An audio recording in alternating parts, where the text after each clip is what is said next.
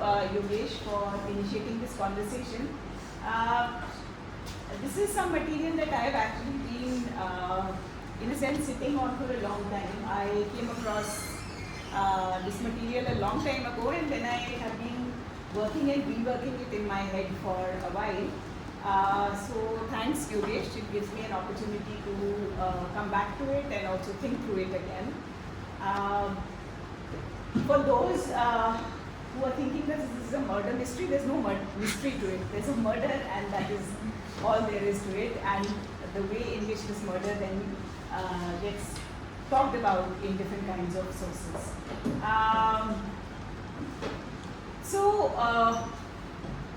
Let me, how do I go forward?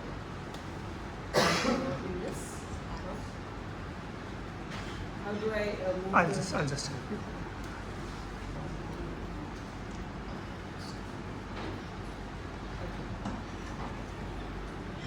How do I go to the next slide? Yeah, okay.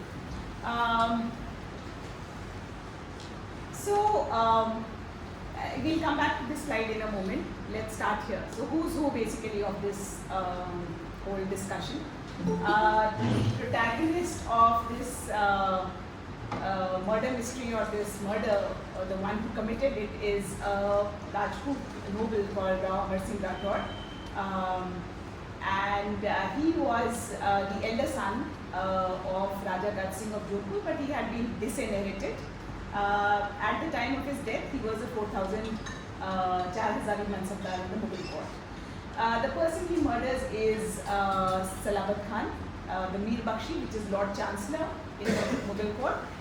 The job of the Lord Chancellor is to keep account of all the jagirs and jagir assignments, and do all kinds of calculations and so on pay and things like that. So on the 4th of August, and in some accounts 25th of July 1644, Rao Amar Singh Rathor, in a fit of rage, murders Salabat Khan right in front of the Mughal Emperor Shahjahan in the Mughal court at Tanuja. This is an incident that happens in the Mughal court, but it gets reported in multiple ways through a range of accounts. These accounts, sorry, how do I move forward again? Just the arrow, use it. What do I use? Sorry. This one. Okay. Yeah. So, as I said, he is the eldest son of Raja Singh, and he was passed over for his younger brother Jaswant Singh. In 1634, as you know, he was supposed to be appointed the heir of the Jodhpur Gaddi. He was passed over, and he was sent in the Imperial service to Lahore. When he joined the Imperial service, he was given a mansab of 3,000 and 5 paraganas of Jodhpur as jagir. He had a fairly successful career in the Mughal court. He participated in many imperial campaigns, including the one to Kandahar that Dara Shikoh led, as well as one against Bir Singh Bundela, was the father of, Shahjahan Singh Bundela was the father of Bir Singh Bundela, and Shahuji Bhosle, the father of Shivaji.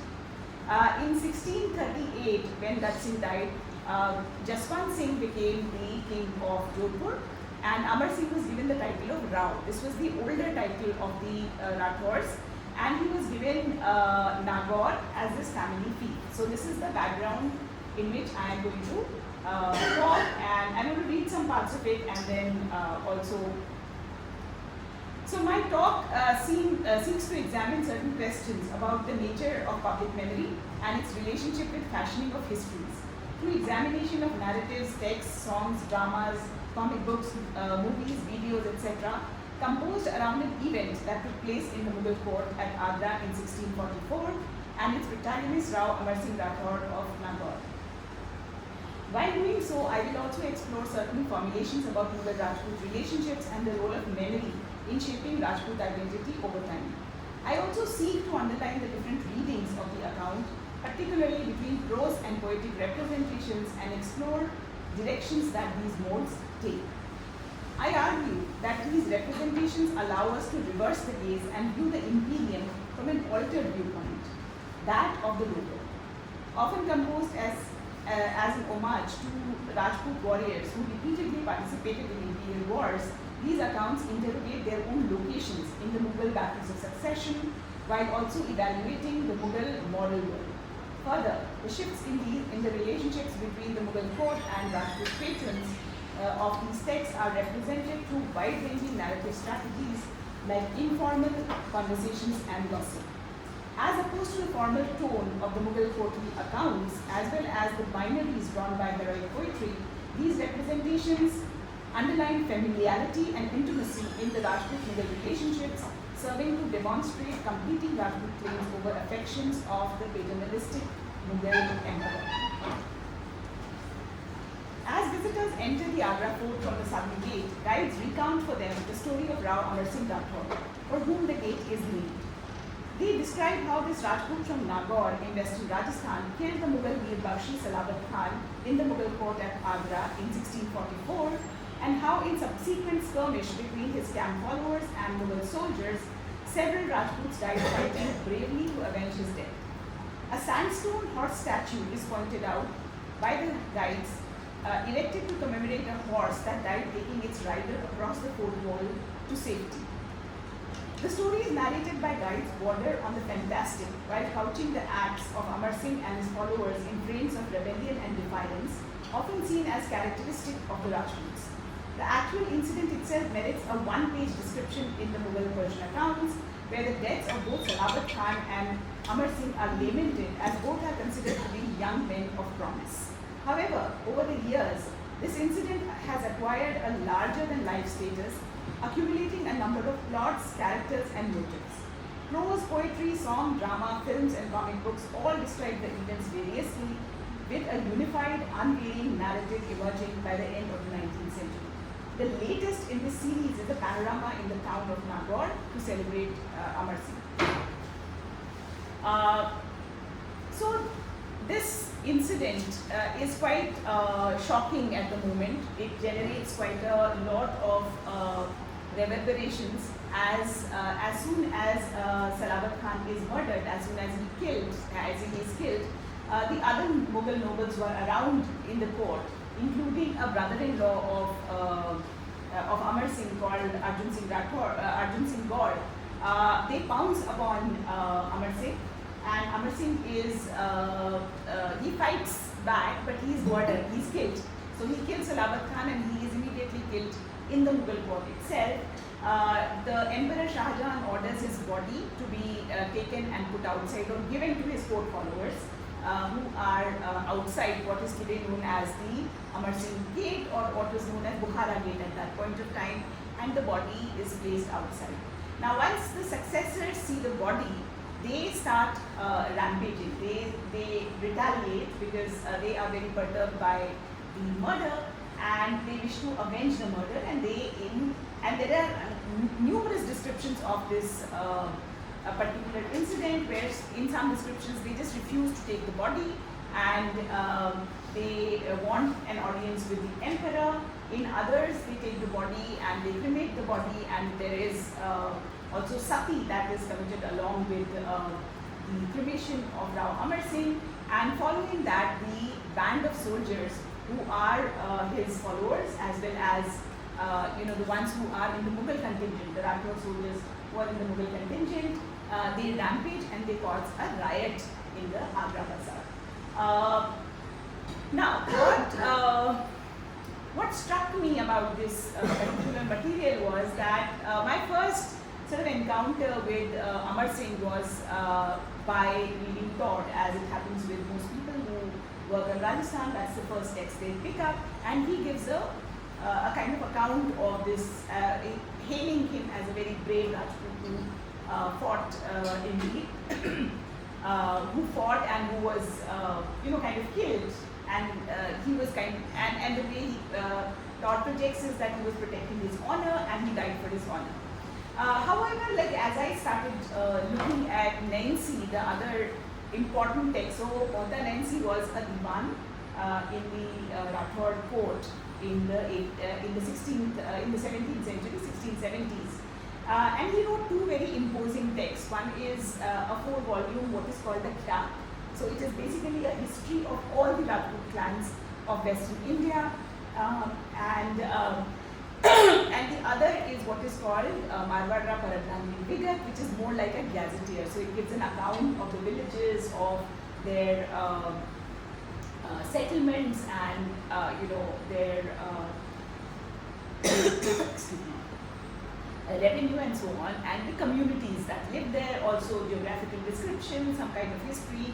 The Vigat is limited to the period of largely to the period of Jaswant Singh, whose Diwan Nancy is, and it is also both the accounts, the Vigat and the Khyat, are fairly a combination of many styles of writing. So there is a particular style of writing. So while poetry, heroic poetry, was something that was present in the region from, we find a number of texts that go back to at least the 14th century. The prose is a style that begins to develop sometime around the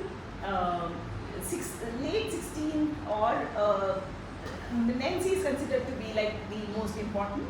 And the particular style that develops of writing is this anecdotal style called Vaat or Baat, right? So Baat, as you can understand, is just a conversation. Mostly these accounts are very anecdotal. They just kind of, there's very often, there are references that go to genealogies or other written accounts, but he refers to all kinds of other texts. So like at times he's referring to the Puranas, at times he's referring to other kinds of old histories. It is like, in some senses, the idea of the texture that Shulman Rao and Subramaniam kind of talk about applies to these kinds of texts that we are looking at when we try to see them historically as historical evidences, right? So one has to kind of really read this material very carefully. However, Nancy barely refers to Amar Singh. He doesn't refer to this incident at all, and which is not surprising because Nancy was in the court of Jaswant Singh, so there is not a. However, there is a very good and a very interesting tradition of archiving that developed in in Rajasthan in the 20th century, where a number of institutions came up which were kind of putting together manuscripts and texts, and one of them is the Rajasthani Shod Sansthan in Jodhpur, Chapasni as it is known, and it used to come out with this journal called Parampara. And within that Parampara, they, one of the historians of the region basically compiled a number of both prose and poetic accounts that were composed around this particular incident into a single volume. These were scattered in the Oriental Research Institute in Jodhpur, in the Sitamau Institute, the Natnagar Shod Sansthan, and a number of other places. And that, in fact, became a very interesting source to start with. Like, where do you start with, what is the difference in these accounts? And how does kind of one see these accounts? So, just sort of quickly going through, I'll come to this a little later. Yeah, so these are the kinds of sources that exist that tell us, that talk about this account. So, the Shahjahan of Inayat Khan, as well as the Kazvini, mentions this account, and these are mentioned quite differently in each of these accounts. In 1646, which is 2 years after the incident, Amar Singh Rathor Uvako. Now, Uvako is again, it is translated as an act of anger, right? But at times, there is a kind of discussion on what should Uvako mean. It obviously clearly also has some connection with the idea of the Vakya. So it can also be a description, right? The other is Rathor Amar Singh Gojri Baat, which was composed in 1682. These are, and this is not an exhaustive list by any account. There are many, many, many more that were composed. Various chand, silokos, various kinds of other poems were written. Deep were written on this around this account. In the 19th century, the British writers, they pick it up, and there's Todd that I have mentioned already, but there's also Richard Temple, who in fact gets it from Kapurthala. So in Kapurthala, Amar Singh of Rathor, as told by a bard from the Kapurthala state. So Temple collects it from there. There's also Trevor, who includes it in his rhymes of Rajputana. In 1957, there's a film that was made, Venugopal and Bharatbhushan, I think, or I may have forgotten. But there's also in the Braveheart series of Amar Chitrakatha, there is a comic book that was produced on this particular volume. So my questions are from this body of material that I am looking at. My question, so like when we think about various kinds of histories, right?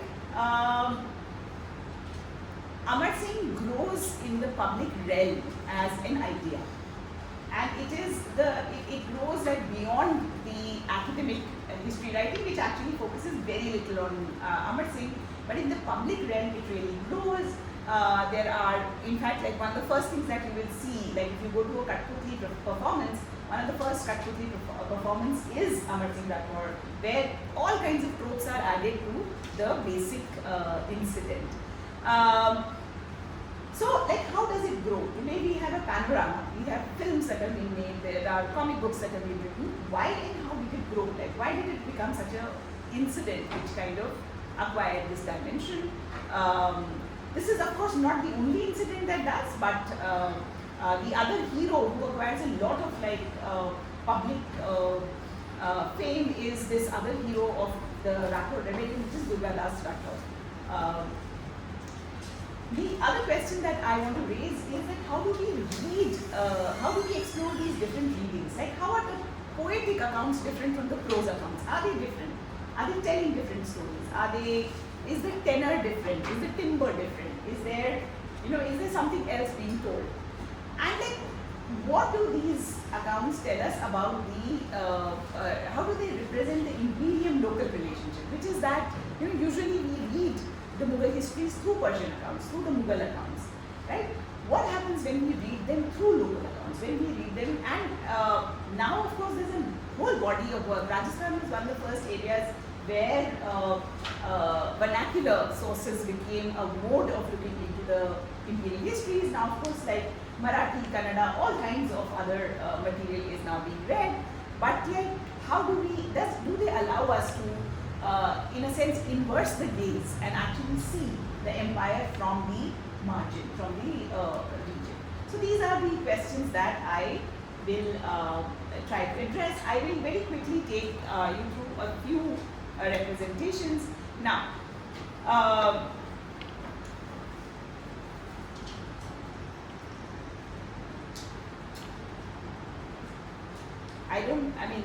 the reasons as to why Amar Singh was disinherited. Primogeniture was supposed to be a kind of a principle that kingships were supposed to follow, but very often it did not happen. There could be all kinds of reasons. It could depend on the power of the natal family of the particular claimant. It could depend upon whether the queen was a favorite queen or not. In this case, it is said that he was a very impetuous and a person who was given to anger, which is why his father decided to disinherit him. At times, there are other accounts which tell that he fell foul of one of the favorite concubines. We don't know what it is, but at some point of time, Gat Singh decided that it is the younger son, Jaswant Singh, who was going to be the king and who remained a king for about 50 years after he was crowned. Now, here a couple of more insights into the town of Nagaur itself, which is the place where the realm of his memory, right? It is located right in the middle of these two very powerful Rathor states. So both Bikaner and Jodhpur are Rathor states. Bikaner separates in the 15th century and in the 16th century and becomes a separate state. And these two lines, while are related, but they're also like very powerful enemies of each other in a way. So Nagaur is right bang in the middle of it. It's also a liminal town in some ways. It's a liminal space. It is between the desert and the agrarian space. One of the biggest cattle fairs of the region is held in Nagaur. It is also a site of, a very old site of Jain learning, but also the site of the Chishti, the Hamidud in Nagauri. And it is here that the Chhatris of Amar Singh, the funerary, because that's where he went, that's what became his family seat. So the funerary architecture related to, funerary buildings related to Amar Singh and his wives who committed sati are located in Nagaur. And the panorama, which is dedicated to Amar Singh's life, is now situated in Nagaur. So in the Pasha Nama, in the Shahjahan Nama of Inayat Khan, the incident is basically described in some 3 or 4 lines. There's not much to it. And it says that it was very regrettable. Both of them were men of great promise. And about Amar Singh writes that he died in a state of divangi or be'adbi, that it was disrespectful and it was a state of madness in which he was killed. It is in some of the accounts that take up from Inayat Khan's account. It is also his opium addiction is referred to, that he was addicted to opium and therefore he had no control over his anger, and that is what leads to his bout of anger. Now, as we go closer to the incident, to various accounts, to particularly the Rajasthani prose accounts, which is the Uvako and Amar Singh Rathor, they say that in 1642, Amar Singh, he has arrears which are kind of because of not being able to pay the taxes on time, and one particular kind of tax is Peel Charai, which is basically a tax on war elephants, and he hasn't been able to pay. He has arrears, and so in 1642 he says that, look, I can't pay, so in lieu I will serve in the Mughal court, and he is asked to be stationed in the Mughal court. Surprisingly, the Mughal court, the conventions of the Mughal court are fairly like a modern bureaucratic system, where in order to leave the station, you actually need the permission from the emperor, right? So, and it is mediated through this man who is murdered, who is the Mir Bakhshi, right? So it is through the Mir Bakhshi that all this has to go. Now, when he, so at some point of time, what Amar Singh learns is that there has been a skirmish on the borders of Bikaner and Nagaur, and Bikaner has occupied some part of Nagaur. And he's very angry and he wants to go because he wants to fight. And there are descriptions of his anger, which are like, he basically takes a dagger and cuts up his pillows, and he's like really angry, tears his hair and all. And he wants to go, and so he approaches Salabat Khan, but Salabat Khan says, you can't go because you haven't paid the arrears, right? And this kind of, so he disappears, he goes without permission, he leaves. And once he leaves without permission, he finds that he is, and he's gone for about 2 weeks. And so when he comes back, Salabat Khan asks him, so where were you, why didn't you come? And he says, I was unwell, I was sick. And he says, I had a boil on my thigh, which is why I could not come. Now there are multiple accounts. So Todd, in fact, refers to it that he had gone for a hunt, and that is why he did not come.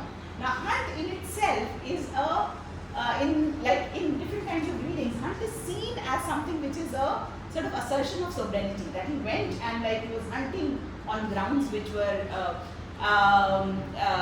in any case, he says that I have to meet the emperor, and Salabat Khan says, but you can't meet the emperor, and he says, but I have brought nazar for emperor, which is like some muhars, and he says, you give it to me. Salabat Khan says, you give it to me, and he says, no, why should I give it to you? The emperor knows me, I will go and meet him myself. And he goes and meets the emperor and comes out, and Salabat Khan is obviously very, very pissed about it, and he says, okay, now, and he goes and does some kind of kanafusi with the emperor and comes back, and he says emperor has taken back that paragna with you because of insubordination. So this guy says, okay, it's not a problem because and Bacha ka paragna unhone wapas le liya. It's no big deal. Then he says, go and stand in the queue of the Gair Hazari mansabdars, the ones who been absent. Now at this, Amar Singh gets really very angry, and he starts arguing with Salabat Khan. He refers I asked you for a leave, but you did not give me leave, and at some point of time, apparently, Salabat Khan calls him, "तुम गंवार की तरह क्यों बात करते हो?" Now this is very interesting. The tone is very interesting because when the Mir Bakhshi says. Todd, huh? No. This is the Rajasthani account. Right? So the interesting thing is that when it is the Rajasthani characters who are talking, it is in Rajasthani or Marwari. But when the Mughal officers are talking, it is in a form of Hindi. It is it's no longer Marwari, right? And that's something that is witnessed across a number of accounts of this period. Now, and so he calls him a gawar, and Amar Singh gets really angry, and he sort of pulls out his sword and kills the Mir Bakhshi. Now here is when accounts begin to kind of tell several stories. Now according to the Uvako, the emperor Shahjahan, who incidentally is also an uncle of Amar Singh by marriage, because Amar Singh's aunt is married to Shahjahan, right? He says he's supposed to have said the Rajasthani saying, "Amar Singh, tum dhai, ab tum apni talwar miyan ko karo aur jao. Ab now you are satiated, put your sword in your belt and leave." He is just asking Amar Singh to leave, which kind of suggests that while he may or may not be upset with what has happened, he is willing to overlook and he is willing to understand. And as Amar Singh retreats, at that point of time, the other person who is there in the court is the Prince Darashuku, and Darashuku at this point of time says that ये हरामजादा आपके सामने खून करके जा रहा है, और अगर रूम का बादशाह, which is the Ottoman emperor, अगर रूम का बादशाह सुनेगा तो वो क्या कहेगा? And at that point of time, he orders other people in the court to surround him, which is when they surround him, and when after that he is murdered.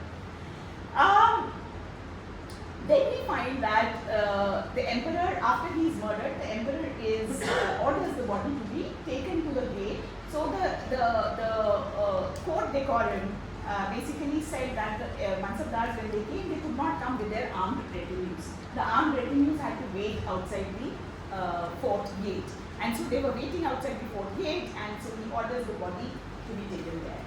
And it is here when that the hell breaks loose with all his camp followers, who get totally angry and devastated, and they and so we find that there are arguments where even Shahjahan is supposed to have told the camp followers what are you doing, wo to mar gaya, now you go, and why are you tum to badshah hi naukar ho, why are you rioting, and take his body, cremate, and go back to your apne dere ko wapas jao. The riot takes place, and after the riot, there are a number of by various accounts, about 40 men are killed in this riot, belonging to both the camps, and eventually after the riot settles down, everybody is kind of cremated and everything, the Jagir of Nagaur is given to the son of Amar Singh, and about 10 years later, a daughter of Amar Singh is then married to Suleiman Shukor, who is the son of Darashukur. So that's the larger way in which the Rajasthani accounts tell this story. Now, the poems that are written around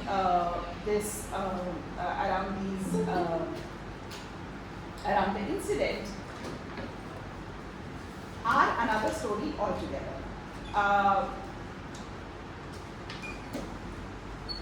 Yeah, one of the other things that that Salabat Khan also, like, when there's an argument between the emperor and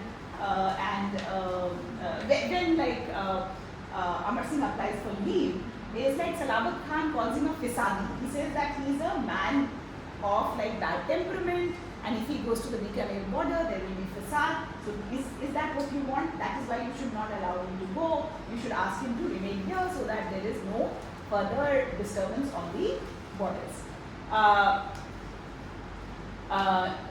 Now, in the poetic compositions, however, the event itself becomes a minuscule part of the larger picture.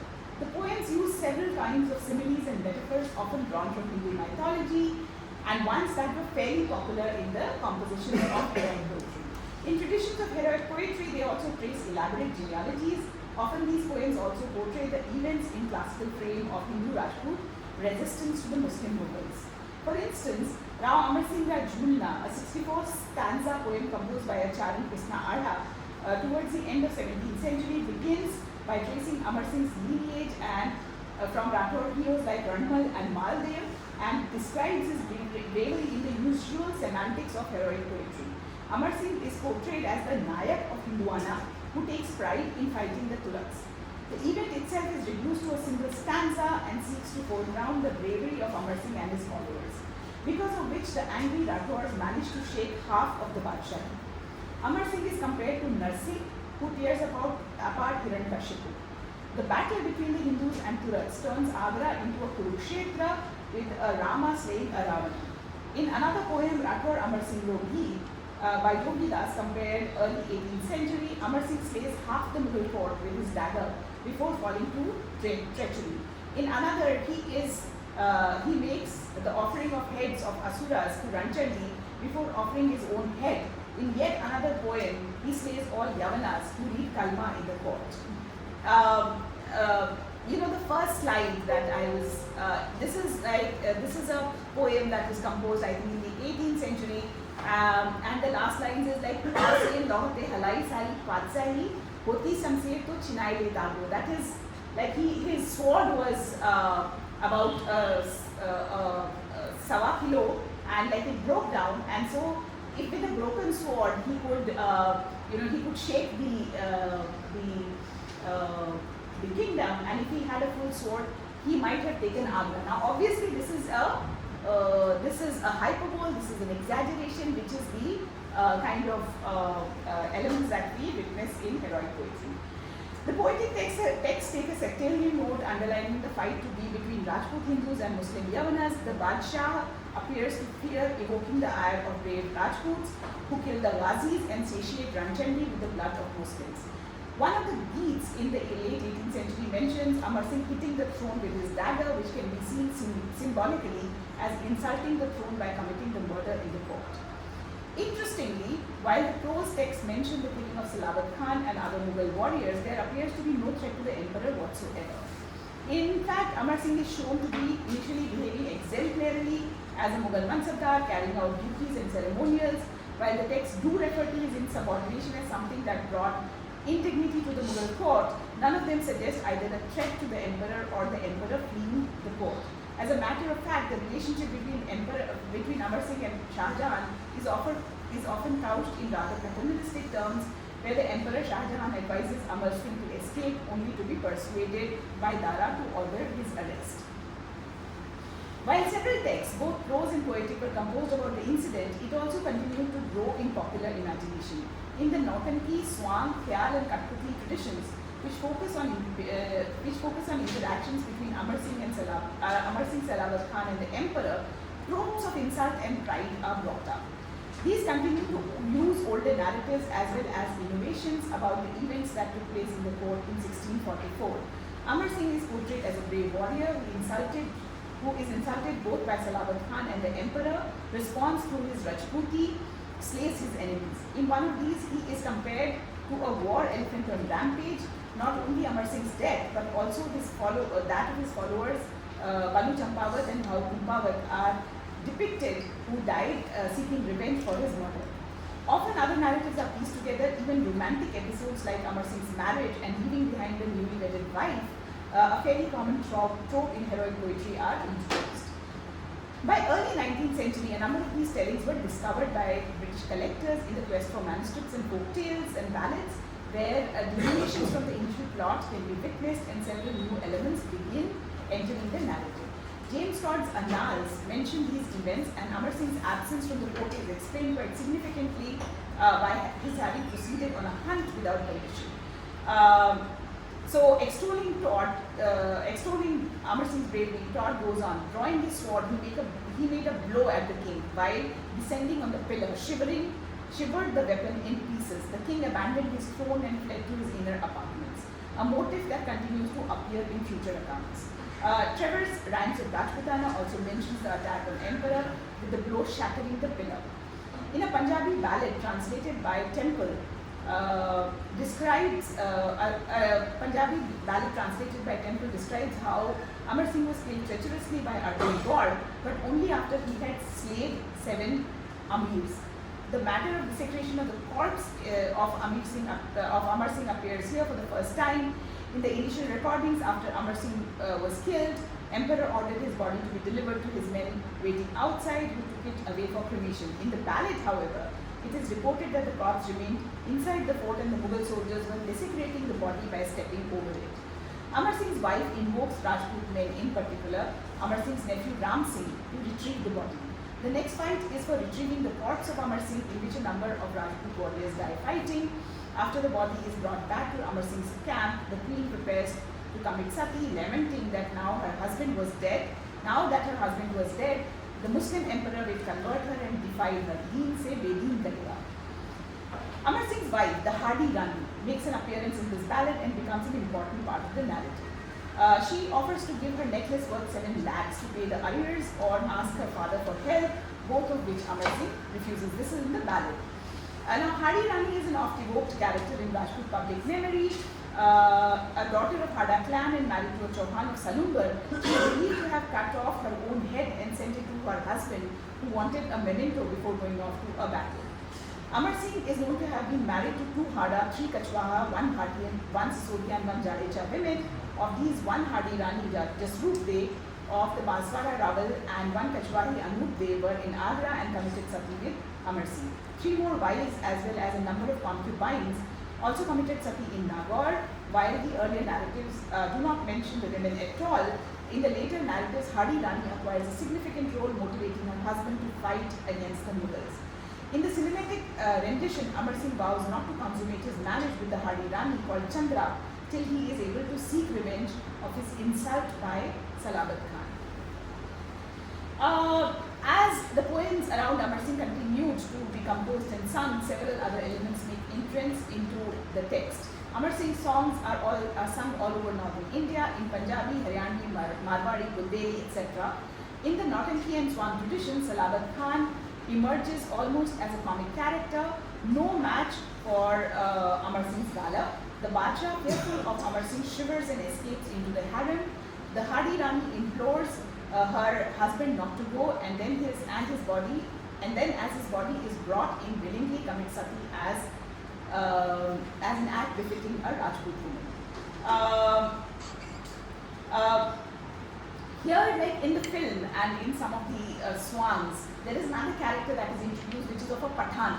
So apparently, like Amar Singh meets a Pathan during his travels. The Pathan pledges his life. So in some accounts, like Amar Singh gives him water, and that's how he pledges his loyalty to Amar Singh and fights with Rajput warriors to retrieve his body.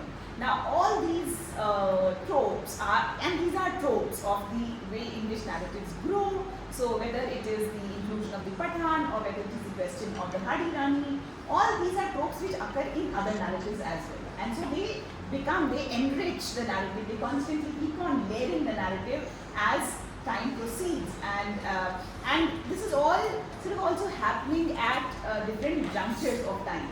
So 18th century, when a lot of these narratives actually get composed in 18th century, when the Mughal Empire is kind of and Rajputs for a while have become independent. Some of these are getting composed at that point of time. Some of them are getting composed in the 19th century. So they keep on growing, they acquire various kinds of elements, right? In 1979, the comic book of Amar Singh Rathor, it's called the Braveheart series, and it was published in Hindi, English, and a number of other languages, where we see that there are, a lot of these tropes are present. It also has the admiration of the emperor towards the Hardy Rani. Hardy Rani commits suicide in the end, and the emperor is then supposed to repent what has happened. So the whole battle is about rightful claim to valor that belongs to Rajputs, as aptly displayed in the panel. So as we see that there are these multiple ways in this narrative, in the way in which this narrative is told and it is composed. So like, what do we draw from these narratives, and how do we think about these narratives? Heroic poetry can almost be viewed as a Rajput preserve, with innumerable poets dedicating poems to the patrons who fought heroically in battles. Composed in Dingal Brajbhasha as well as several local dialects, Badi poetry was hyperbolic, and using poetic tropes heightened the binaries between clashing parties. It received heavy criticism from British administrator historians and linguists in the 19th century as hyperbole that often magnified reality. That, as it may be, however, does not take away the need to closely examine the choices that poets make in terms of events as well as metaphors that they use. Badi poetry may in fact have never reached the Mughal courts, and therefore was largely addressed to the Rajputs. The evocative and inspirational aspects of Badi poetry as well as prose accounts was aimed at Rajputs as a community, and aimed at sketching both the self of the Rajput as well as the other. While the sectarian tenor of these poems is very clear, what is not often highlighted is that a number of 18th century poems are about Rajput-Maratha conflicts. Besides, poetry around Rao Amar Singh is not the only example of what I call rebel poetry. There exist several that portray the actions of audacity on part of intrepid Rajputs that are then constructed as challenges to Mughal authority. The idea of Rajputs as rebels who were brave, loyal, and never gave in to authority was built through such poetry. These poems also appear to hold a mirror to what a Rajput should be, even though the events themselves indicate that Rajputs were just about as brave or loyal as any other group. Falling in pattern of what Ejaz Ahmad referred to as epics of resistance, these poems make clear references to Rajput and Mughal identities as ones that are clearly that of Hindu and Turan.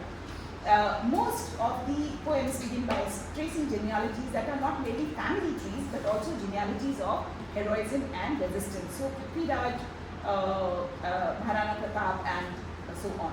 Most poems also create equivalence of bravery between Rajputs and Turats like Uchalta, Erakian, Rathor, Randhala. While Amar Singh and his Rajputs are described using mythological context, the Mughals can be described as Asuras who the Rajputs defeat and slay. The location of battle in Agra, that is in the heart of Mughal empire, too becomes a factor that poems bring up. On the other hand, the development of prosaic tradition in Rajasthan developed in contact with Mughal traditions and drew from earlier oral traditions of anecdotal tales called Baat or Baat. These tales circulated all over Rajputana, and the earliest example of a textual compilation is the famous Nancy Ikhlas or Vigat by Mohta Nancy, written around 1670s. Unlike the extensive poetic license taken by heroic poetry, the prosaic accounts seek to highlight amicable interactions between Amar Singh and the emperor. Amar Singh appears to be most courteous towards Shahjahan, who is also paternalistic towards the former. Shahjahan appears to be appreciative of his bravery and contemptuous of Arjun Singh Gaur's treachery, embodying He advises Amar Singh to leave, as now he has avenged his insult. He even advises Amar Singh's followers to return to their deras and that no harm would come upon them if they did.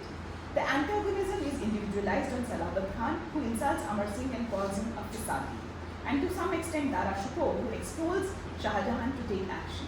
The relationship between Shahjahan and Amar Singh is one of paternalistic intimacy, where Amar Singh can approach the emperor without the interdiction of the Mir Bakhshi. He doesn't even resent the resumption of Jagir, because giving or taking of Jagir is the emperor's prerogative. It is in fact the order to stand at a distance in the line of absentee mansabdars that angers Amar Singh. Amar Singh represents Amar Singh as a man given to anger, who on hearing about the Bikaner incursion steers pillows with a dagger, responds with unreasonable anger, when called the Gawar by Salabat Khan. Interestingly, rather than a large space mediated by bureaucratic courtly etiquette, the Mughal court at Agra, called Dargah in Rajasthani texts, is a cozy, intimate space. Rather than employing highly Persianized elite language, the emperor and the prince Dara speak local vernaculars, even using coarse words in anger. The highly polarized spaces of heroic poetry become prosaic and almost everyday in prose accounts. So between the poetry and prose accounts, a complex picture of these interactions emerge. As argued earlier, these accounts, both poetry and prose, circulated primarily in Rajputana and served multiple purposes. I would argue that this incident and its memorialization underlines the inherent complexity of Rajput response to the Mughal state. I have argued elsewhere that the Rajput mansabdar came to be seen as the ideal representation of the empire and was increasingly seen as the Mughal-Rajput. However, rebelliousness and fierce independence also continued to be seen as constitutive of Rajput identity. The idea of the Rajput rebel was constantly posited against the Mughal Rajput, and in creation of this rebel, use of religious imagery was also considered important. The use of categories like Hindu and Turak indicated the presence not only of these as categories, but also of specific identifications, which became essential in defining rebellion. The existence of such poetry, not from the obvious centers of resistance to Mughals, but from a house like that of Rathors, which maintained friendly relationships with the Mughals, is indicative of the fact that there remained a tension in the conceptualization of Rajput identity in this period. While Rajputs became mansabdars and were seen as the sword arm of empire, insubordination as a constitutive identity also remained important to their self-fashioning. Compared to an obvious Rathor rebellion which followed the death of Jaswant Singh in 1678, the murder of Salabat Khan was an act of insubordination and not rebellion. Yet both poetry and prose accounts turned the acts of not paying field charai or anger at not receiving permission as acts that were constitutive of Amar Singh's identity as a Rajput and as a rebel. On the other hand, the Mughal emperor was the ultimate authority in granting of power, highlighting one's position as recipient of Mughal patronage.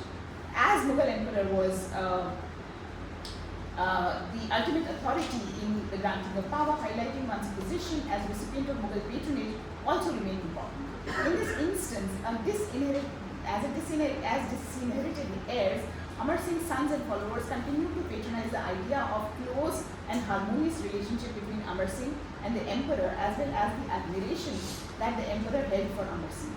Jaswant Singh's marginalization as he fought for imperial armies against Aurangzeb in the battles of succession later led him to being cast as a rebel as he died in the far Mughal outpost at Jammu. After Jaswant Singh's death without an heir, as Rathors rose in rebellion for a short period, Amar Singh's son Indra Singh was installed on the Jodhpur throne, transferring power back to his line. In recent years, scholars like Cynthia Talbot and Ramesh Srinivasan have pointed out that Rajput response to Mughals was far nuanced than it has been understood to be. Rajputs forged multiple alliances with the Mughals and others, and often justified their actions through a range of devices aimed differently at the Mughals and at the Rajputs themselves. I would see the poetic and prose representations in continuum and as strategies that allowed navigating Mughal Rajput as well as intra-Rajput relationships. So the texts that we examined here are numerous and allow us to shift the perspective on Mughal-Rajput relationships by focusing on the insights into the experience of the Mughal rule, often by offering alternate testimony to largely laudatory set of Persian accounts. We offer a more complex view of the imperial service mediated by requirements of local relationships. While courtly Persian accounts often focus on how the empire viewed the local, these accounts also take a view of the empire. For example, texts composed to celebrate Rajput bravery in the battles of succession also comment upon the morality of the fratricidal wars. In these accounts, the Mughal court gets reshaped from the perspective of the Rajput local, almost like Alice and the Magic Drops. This finally brings me to the question of public memory. Now, the public memory of Amar Singh grew as Rajasthan was constituted as a state. Certain kinds of elements of the heroic Rajasthani memory became very important. So whether it is Rana Pratap or Prithviraj, these became like unifying symbols across Rajasthan. So the way in which Amar Singh's memory then gets shaped is also about the location of Rajput present. It is also about the location of the Rajput polity. It also then seeks to find realms of memory for different heroes who are located in different parts of the Rajput world. So thereby, like Nagaur becoming that realm where a memory of a kind of concrete memory of Amar Singh has to now be located through a panorama which recounts the entire story, which puts his statues, which kind of locates him right in the middle of this space, which then becomes all about Amar Singh. So I'll stop here with this. I hope that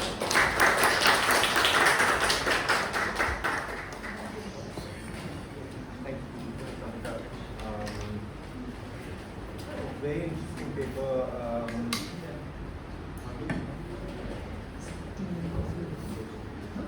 Yeah, let's just settle down.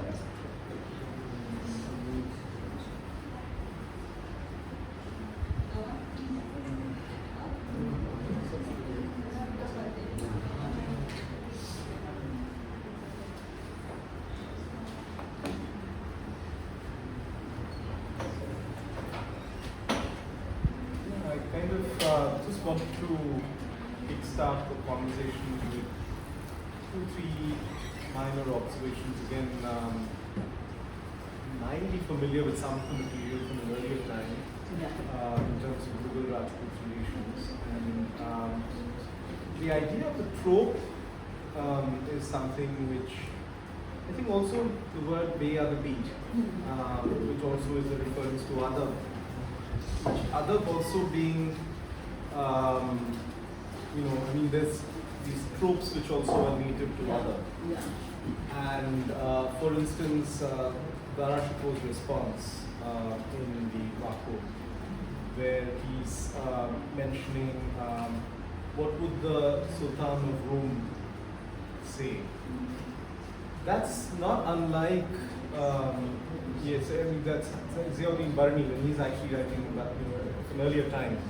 That's also how the emperor is responding to, let's say, the Mongol invasions, right? If I do not respond, what will they think? Also, dur se aaye hain, not English, Hindi. They come from this great distance to battle with me. What will they think if I do not respond? So I think there are tropes within Adab as well. So, at which point mostly towards a public which is the Islamic world, which is a kind of other referring to a larger canvas than just within the territory of the empire itself. What's interesting is that gets referred to in the Rajput chronicle, and which would indicate that there is familiarity with Adab in that sense, that it isn't just which also is tied in with, let's say, an understanding of the emperor taking away the jagir, which is with, that the power of his treatment and all of these things lies with the emperor. So that recognition is there. But at the same time, there's also the other end, which is the longer history of Rajput representations of the Mughals, the Sisodias, for instance, where the representations of the king as Ravana. And so that's also another set of tropes which are also simultaneously co-occurring here. So I think just to say that the more, let's say, post-18th century representations are of a very different kind than the ones that precede it. I would wonder if there is a distinction between the two. See, surprisingly, the prose accounts, the two prose accounts actually are 17th century accounts, and one of them is composed right after the incident, right? Which is where you find a mix of these tropes that you are talking about, which is where the whole idea of like Room Ka Badshah Kya Kahega is kind of happening. Now, what I would think is that usually, and this is an argument that I make elsewhere also, which is that when we look at the Mughal-Rajput history, there are these two binaries that we employ. One is resistance and one is capitulation. Right? So Kachwas capitulate, Sisodias resist. When we actually look at not just the history of the multiple sort of clans, we find that the reality lies somewhere in between. It's not like, it's not either or. Sisodias also ultimately become mansabdar. also have Yeah, and Kachwahas have instances of that. Rathors actually have a very interesting history because when Humayun is trying to escape, Maldev refuses to, because he thinks like Shah will become the emperor. He refuses to shelter him, so Akbar kind of holds that in his mind. And so initially when, so Rathors are the largest clan to give daughters to Mughals. 15 out of 27 Rajput queens are from the Rathor households, and there are several Rathor households, not one. So here so my proposition, not just through this paper, but a larger body of work, is that rather than sort of, I would like to think of it in terms of ecology. I would like to think of it in terms of frontiers. And so when we look at, say, Kachwahas or even Rathors or even Bikaner for that matter, Kishangarh, all the spaces that are closer to them, we find different kinds of relationships. As you go further west, you go to Jaisalmer, you go to borders of Punjab, there is a different kind of relationship that develops, and rebelliousness then sort of gets constitutive in a very different manner. And I would say that it has to do with something that I've argued elsewhere, with the post-nomadic nature of the Rajput polity itself. It is settling down, it is not yet settled. So a lot of them are still people of the frontier. They're still sort of engaging with cattle, they're still engaging with, loot on the plundering on the highways and so on.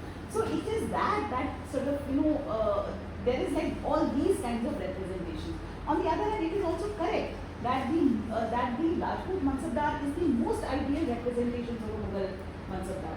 He is, literate in Persian, he is literate in Mughal manners, the other is a part of his being.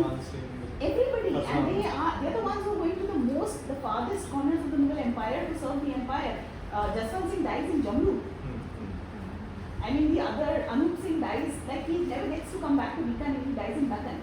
So they're all sort of, they are the ones who are representing the empire. So this is a very complex picture that we have, which cannot be addressed by merely, and so therefore what I'm saying is that the literature, like just one incident that we've looked into, but there are several that are there, literature actually reveals these complexities. That at the same moment when you will use the tropes of like, we are Hindus and they are Muslims and, we will kill them and everything. On the other hand, the fact that, you have to have a harmonious relationship with the Mughal emperor, and you have to demonstrate that you have a harmonious relationship with the Mughal emperor is also important. These are not meant for the Mughal world, these are meant for the Rajput world. Yes. It is there that they are circulating. So it's important to show there also that the emperor treats Amar Singh as a son. So that's an important sort of requirement of the time. So it is these, and and these are the competing heroisms. So after that, Jaswant Singh will end up fighting in Shahjahan's army against Aurangzeb. In the Battle of Dharmat will get defeated. And so there's a very tense relationship for a while. And then, he will still end up becoming a Sadhajali mansabdar and the Subedar of Kabul, Kandahar and so on. So it is in those ways that one kind of, and so, so he is also a hero in a certain sense, because the Rathor rebellion will start from the death of Jaswant Singh. So these are, all I'm arguing at this moment or trying to think through is that like how complex these categories themselves are, and how difficult these are to actually, put into any kind of a simple Sort of categories. There is an Online question. Yeah. Surbi Pandey. Yeah. Surbhi, go ahead. Lower your. Can you unmute yourself? Yes. Yes. Go ahead. Hello, ma'am. Sorry for joining late. I don't have a particular question, but it's more or less the addition to what you were discussing right before. I have one such example of where Sisodias and Kachwaras come together. It comes from Braj, and this is a particular inscription that I've worked on. And this states and it mentions the name of Amar Singh along with Shahjahan, and it discusses how the Rani of Bhim Singh, who's the son of Amar Singh, who has died during the succession battle of Prince Khurram. And there's a construction of Chhatri which happens. That construction happens at one of the temples, main temples which the Kachwahas have built, the Govind. So it mainly can be seen as those examples where such clans which may have such you can say quite a precarious relationship, otherwise being together and siding or even relying on each other in other sense also. Absolutely. Braj is a very interesting space where a number of these clans are coming together because they all become patrons to Vaishnavite, the Krishna temples over there. Yes. So it is, it's a very interesting space where this is happening. Yes. Thank you. I have a small question. Yeah. Thank you, Tanuja. That was really interesting. And for somebody who's not from that background, definitely it's insight into the nitty-gritties of polity.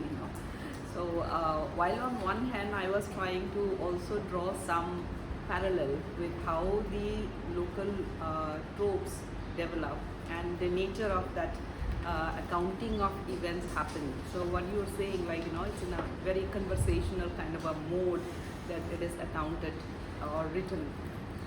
I don't know if I am wrong because so I see the similar pattern even in the Buranji, for instance, right? Because the time is also very similar. We're looking at the same time frame, and where, of course, Mughals haven't reached, but there is this knowledge about this impending kind of a, the arrival. So it is in those kinds of contexts that there are such conversational accounts which is documented even in Buranji, for instance. So to come back here, I was just thinking, I don't know if I missed it while listening. You have discussed mainly about the accounts maintained in a local kind of a literature, how it is documented. So is there any difference in the way they are documented, the similar incidents in Mughal records, right? Because what you are talking about is like how they remember, how they sort of memorialize it, and do you see that there is a difference of, or is it similar way? Of course, it won't be similar, I'm sure. How is it accounted for in the Mughal records of these kinds of incidents? In the events? Mughal records? Yeah. In the Mughal. So, say for example, Shahjahan Modi's murder. Now that's a bigger kind of account, and that's also a greater sort of a lot of other things happen around it. There are so this has been a consistent, and a number of people are actually picking up these texts now, and that is the argument there that the Mughal accounts, because they are kind of over in some senses overarching accounts, and so therefore they miss out on a lot of these smaller. One says that they miss out on the smaller Rajputs, and they only mention, so there are mentions of the bigger mansabdars. So we find a lot of instances of the bigger mansabdars like Man Singh, like Jaswant Singh, like Surjanhara, all these other people are there. But these smaller texts, why in fact they were produced, why do they circulate, and what is it that they mention? That has become a major sort of area of inquiry now that other people are looking at. So the Mughal accounts do not largely go into the nitty-gritty of such instances, and often the accounts, the way in which they present, are sort of entirely different. So, for example, there's a text called Dalpat Vilas, which is a very famous text. Now Dalpat Vilas has a very interesting account of the Kamarga incident where Akbar loses his temper and the Mughal account kind of presents it in the way in which usko hall aa gaya, and then how he kind of went into the Chishtiya silsila, and that's where he gets his insight into the idea of creating the Deen Ilahi, and like that's where it is starting. So there are like these representations, whereas the Dalpat Vilas goes into intricate details about what happened, how Akbar basically lost his temper, he went into a state, and that also kind of raises this question. Cynthia Talbot raises this question about like who is entitled to get angry, right? So the whole point of looking into regional accounts is to actually be able to explore what is not present in the imperial accounts. That's what I would say. Yes. I'm just wondering, because some of these accounts, the way you are going and going, is because I'm just speculating because the murder takes place within the home of the Mir Bakhshi as well as the murder. So there's a mystery now. Outside world doesn't know that. And since his body was just handed over to his father outside, they didn't know that actually what happened inside it. So there's a loss of narrative from their part. Whatever may happen. So they will build up their own stories and so on, so all those kind of. So then they go into those heroic mode that we really thought something happened, or there was a pure great injustice to him. So all those narrative builds around that. And he become a hero with multiple narratives. But if the incident is known, maybe just the same case or the do they also construct these narratives which are very different than other? Sorry, I lost you for a second. Sorry, can you repeat yourself? I lost you. Yeah. I'm saying one is that where they are completely ignorant of the events what happened. So they just face the dead body. Now they make hero out of it. Absolutely. Yeah. And then whole narrative develop because they know, one can say today language option narrative. There's no one narrative. Yeah. So they will say ऐसा हुआ court में वैसा हुआ इससे तलवार निकाली उसको मार दिया ये कर दिया है. So all they will do. So then they proliferate, right? Simply because there is no one standard narrative. But in case of the heroes, whose narrative is very well, for example, maybe in case of Maharana Pratap, or maybe in case of Jaswant Singh or someone else, who it is very well known that they fought this way, the army went and they were a fight, and then they either got defeated or whatever happened. So in that situation, there is a less possibility of creating other kind of narrative within those. So I'm just no, absolutely. One thing, actually, there isn't clarity on Maharana Pratap. The Battle of Haldirati is something that everybody is kind of thinking about. Kya hua, kaise hua, nobody knows that, right? So again, it has two perspectives of like what happened, and in fact, in the public realm, in the realm of public memory, it is Pratap and Akbar who are fighting. So it's not as if like it is just this incident because it happens inside the court and so like one doesn't know. It is true of like all events, right? Similarly, the battle of successions is actually very fairly well documented because lots of people are writing about it. You know, it's happening and there are court writers, there are people traveling with the armies, they are writing, all kinds of things are being said. A lot of these accounts, particularly the vernacular Rajasthani ones that I am looking at, they are produced in some very small thikanas, and they are produced because their patron is fighting in that battle. It has nothing to do with like, you know, the future of the battle, because they all, even like somebody like Jaswant Singh makes peace with Aurangzeb ultimately, others also do, right? So it is about their patron that they put at the center. So there's a text called Vinay Raso which gets composed in this small Tikana called Rajgarh, and like the small Sardar sort of fighting in that army, and it's all about his bravery and all that. And it is within that they try to bring in these other kinds of, so here at the center of the entire thing is Amar Singh, and like what happens to him. You're absolutely right about like we cannot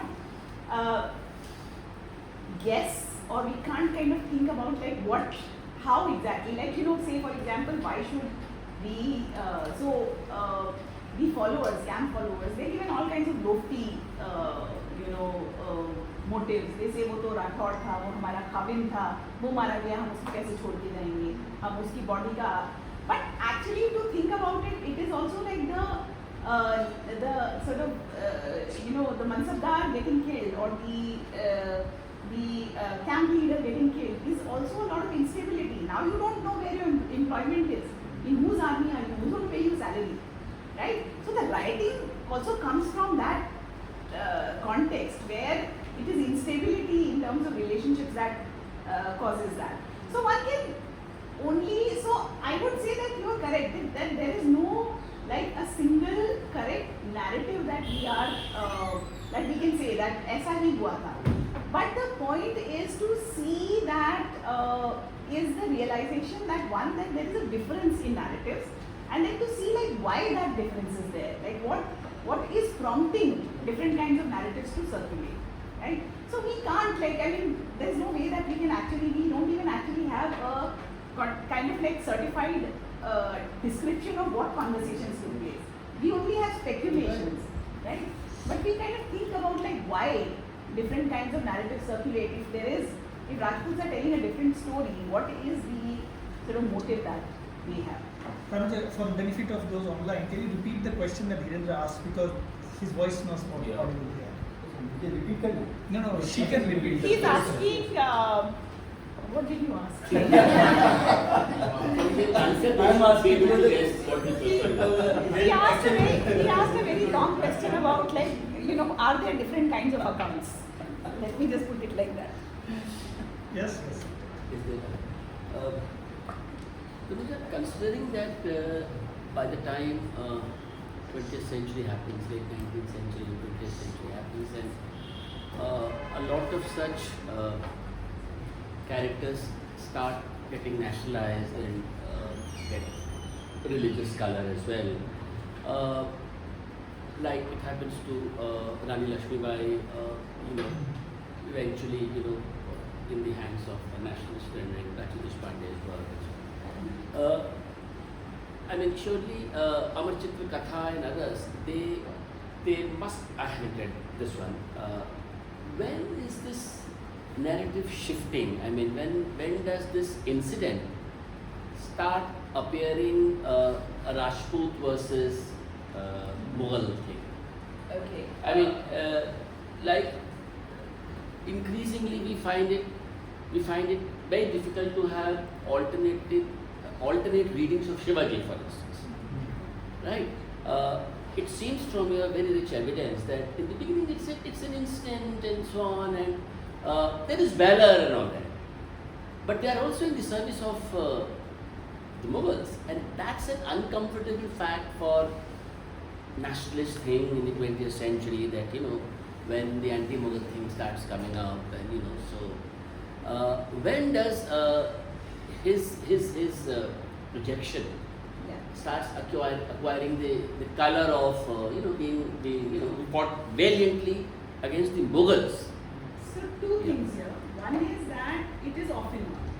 So it's happening in the 19th century also. When Todd is writing, he's turning, and before that it's. So the other thing is that interestingly, however, so poetry has a certain kind of license. It operates with certain kinds of tropes, right? And it uses them, and I do think that there is a need to look at those tropes also to sort of question their presence itself. Like why are these tropes present also in that sense? Like it is that there is the poetry is sectarian, is an evidence of a certain kind of disaffection of a certain kind. It is present, and that's how the poetry also acquires, right? However, I would say that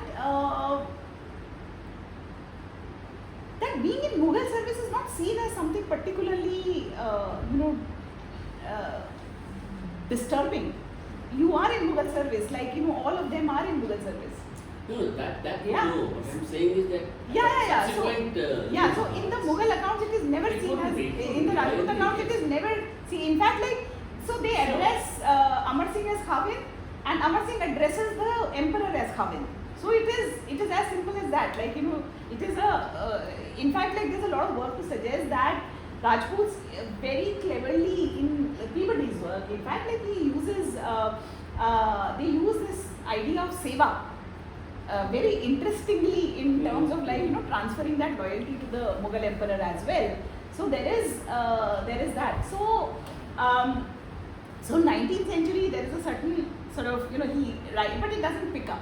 Like Amar Singh doesn't, and there's a certain kind of popular उसमें धीरे-धीरे करके swang and all they start coming. The film is made in 1957, right? It really has an element of I wouldn't say anti-Mughal per se, but it's not the kind where you say, like, you know, it just takes it as a fact that there are Mughals and then there are Rajputs and they are opposed to each other and, you know, they're fighting with each other. I was thinking of that. Yeah. So does the Amar Chitrakatha. But so interestingly, Amar Chitrakatha has also this very interesting thing about, you know, hum dushman hai, but we respect your valor. So, like, in each of these accounts, the emperor is very respectful of the fact that, you know, Amar Singh is such a brave warrior.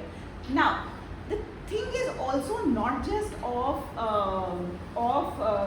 this idea of you know, the Rajput versus Mughal. It's also a question of competing Rajput claims, right? So there is a search for heroes everywhere, right? Each town needs its own hero, right? Initially it is Pratap, not so much Prithviraj, but Pratap, who becomes this very unifying kind of icon in Rajasthan. You have, like, his statues everywhere.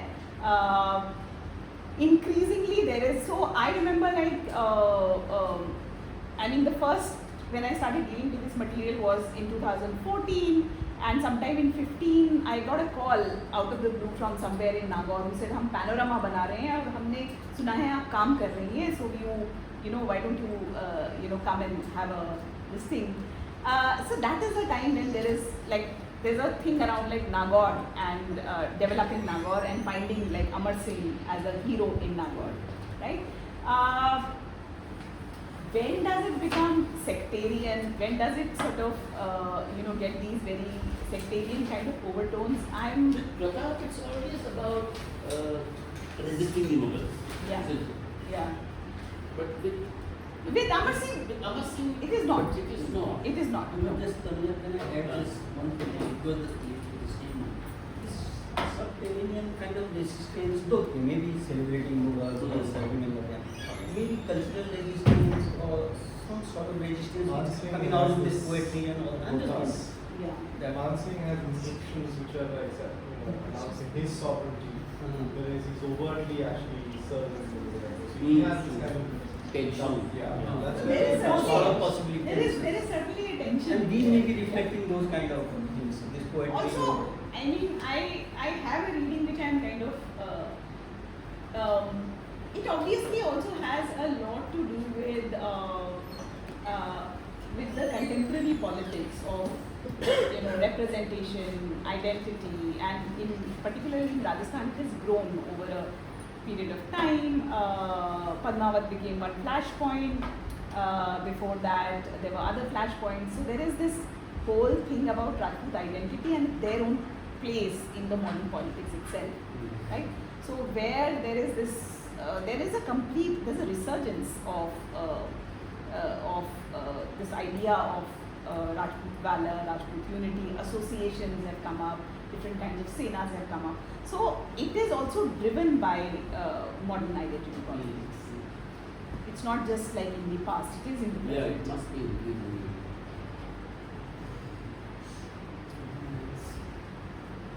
Yes. No, this is very fascinating, very interesting. But I was just looking at the western and northwestern neighbor of Rajasthan, Rajputana, and there's a very strong semblance between. The only thing which is different when you look at Rajasthan vis-a-vis the Mughals or Rajput vis-a-vis the Mughals and the Sikhs vis-a-vis the Mughals. The only difference is in terms of how it kind of fashions in, you see, narratives of identity. where Rajput narrative, probably as I was listening to you, is predominantly referred to as Rajputs vis-a-vis the Mughals. In the case of Sikhs, who also use the same trope, by the way, of very valor, much. of resistance, Very much. of sacrifice, but that get cushioned under Sikh identity. So obviously Sikh identity is derived from Rajput identity. Very much, it Very is, much yeah. Rajput Yeah. identity. But the way it then transits when you come down towards, you see, the British period and thereafter in contemporary period, it actually takes a very different trajectory. However, memorialization do seem to be very similar, nevertheless. Very much. Same imagination of panorama, museums, celebrating much, very identities, celebrating regions and their contribution to histories, Very both much. in terms of regionalities as well as nationalisms. But what makes still, you see, at least post 1947 difference between these two spaces is Rajput identity seems to have got subsumed into the Indian nation state identity, which the Sikh identity has not as Very much. So the interesting part would be from where do these divergences also appear, and we know that in a large extension of the way the idea of the Rajput kind of communicates with the larger imperial center of, you see, Mughal in Delhi. But then their experiences still become varied when you look at least these two set of regions. I don't know of other regions as much. I would say that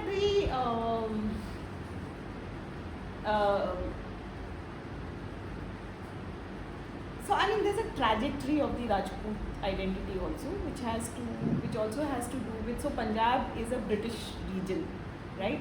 But Rajasthan has to be reconstituted after independence. It has to be reconstituted, and it takes a lot of give and take. It takes a lot of, and uske chalte what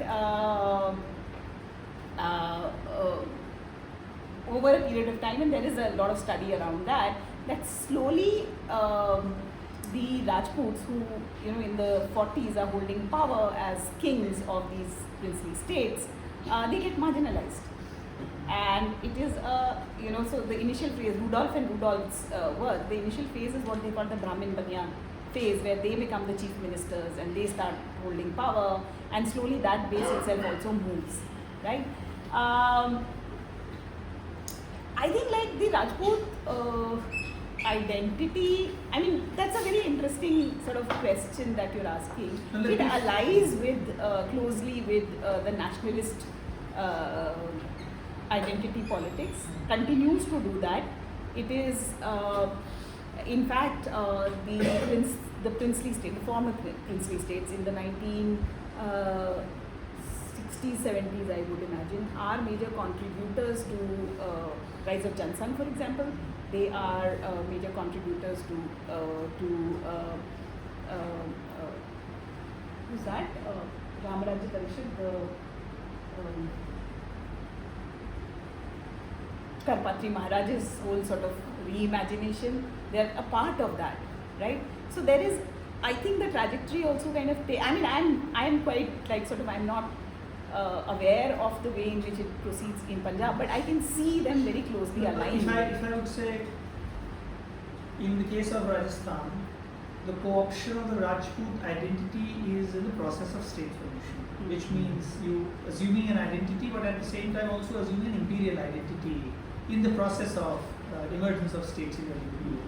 But if you kind of look at the co-option of that identity, it's a Kshatriya identity, superior to the Rajput, the Kshatriya identity in the case of Punjab, it assumes the religious form. Yeah. So probably the resistance, which is very limited to clans of Rajputs, which is obviously a minority in terms of community, gets kind of extended into the larger community. When it comes to the state of Punjab, the Rajput identity is not about the Varna hierarchy, as much as it becomes kind of part of the larger community identity, which means that identity seeps into a community of large agrarian, Jat agrarian base in the case So, of okay. which in contrast to what you said, no, where it's still a frontier, it's still not agrarianized, it still is in the process of becoming. In this case, this large Jat base becoming a Sikh assumes that kind of, and become all these jats have their own bards, all these jats would sing their valor, you see. So how does agrarianization vis-a-vis a predominantly pastoral, you see, frontiers, they still are both are frontiers. Yeah. How do that shape, do you think that shapes also? to some That extent? very much shapes the way in which the region emerges. It is large parts of the Thar are still seen as unsettled in the 19th century. The British are struggling in the well into the late 19th, early 20th century, trying to settle the region. They're fighting, struggling with armed bands throughout this region, and they are like, you know, particularly Jaisalmer here, and then Radhanpur, Palanpur on the Gujarat frontier. They're constantly accusing them of sheltering Rajput brigands. So brigandage in itself remains a very close part of that. Now, I have another sort of take on that. That there is this the claim to Rajput identity, or the sort of aspiration to Rajput identity, is something which is very widespread including in Punjab. So there are people who, so everybody, Sikhs are claiming to be Rajputs, so are Marathas, by the way, but everybody in the region also, and it's always about like, oh, we used to be Rajputs, but now we are not, you know, because we, we ate proscribed food, we contracted a proscribed marriage, and so on and so on. So fall from caste. There's that trope which is constantly present. It's present among various communities. It's only groups like Jats and Gujars that are actually able to overturn it and actually say Rajputs were amongst us. You know, so that's a turn that is happening. That's a very complex sociological sort of idea that I've been trying to sort of unravel for a long time, and I think it is something which is, I mean, I don't really see, at least in the pre-modern context or in the even in the 19th century, I don't really see Punjab as very different from Rajasthan. It's a part of that entire, nor Gujarat for that matter, or parts of Sindh and Multan. It's a very wide region that we are talking about. In fact, my argument is also this, that that it is the formation of the Mughal state that allows the eastern kingdoms in the Thar Desert to orient themselves towards the Gangetic Basin centered sites of pilgrimage. So that's when Vaishnavization of a number of clans is happening. Whereas like if you go into the frontiers of the desert, you'll see like it's all Charni goddesses, or it is peers of different kind, or different kinds of like pastoral nomadic deities and so on. In my understanding before that, the region is actually looking towards Indus. It is not looking towards the Gangetic Basin at all. It is the coming of the Mughal Empire that recenters the region. It is the, and so Mughal associations with Vaishnavism actually have a very close, very sort of interesting role to play there. The way in which Mughals want to patronize Vaishnavite sites. That in itself has a very interesting role in the way in which the region reorients itself. So, yeah, I think we have to have like long conversations. No more questions. Thanks, Tanuja. Thank you.